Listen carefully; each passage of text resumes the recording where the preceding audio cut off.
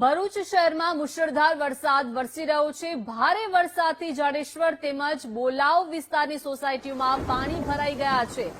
અયોધ્યાનગર, માનસનગર, મેઘદૂત ટાઉનશીપમાં પાણી ભરાઈ ગયા છે। ભોલા વિસ્તારની અવધૂતનગર, ગાયત્રીનગર સોસાયટી પણ જળમગ્ન થઈ ગઈ છે। સોસાયટીમાં પાણી ભરાતા સ્થાનિકોને હાલાકી સર્જાઈ રહી છે। ભરૂચ શહેરમાં ધોધમાર વરસાદ વરસી રહ્યો છે।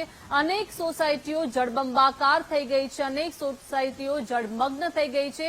પાણી ભરાતા સ્થાનિક લોકો પરેશાન થઈ ગયા છે।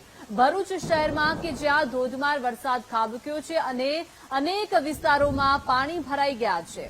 વધુ માહિતી સાથે સંવાદદાતા યોગેશ જોડાઈ ગયા છે। યોગેશ, ભરૂચમાં મુશળધાર વરસાદ વરસ્યો છે, જેના કારણે અનેક સોસાયટીઓ જળમગ્ન થઈ ગઈ છે। લોકોને કેવી હાલાકી સર્જાઈ રહી છે? યોગેશ જી, ચોક્કસથી જણાવે કે જે પ્રમાણે આજ રોજ વહેલી સવારથી જે ધોધમાર વરસાદ વરસ્યો હતો તેને લઈને જે ભરૂચનો જે પોસ્ટ વિસ્તાર કહેવાય છે, જાડેશ્વર વિસ્તાર અને જે બોલાવ વિસ્તાર અને કટક વિસ્તાર છે, તે પોસ્ટ વિસ્તારની અંદર પણ વરસાદી પાણી ભરાઈ ગયા હતા અને આ જે પાણી ભરાયા છે તે સોસાયટીઓની અંદર લોકોના ઘરની અંદર ભરાઈ ગયા છે અને તેને લઈને અત્યારે લોકોને ભારે હાલાકીનો સામનો કરવો પડી રહ્યો છે।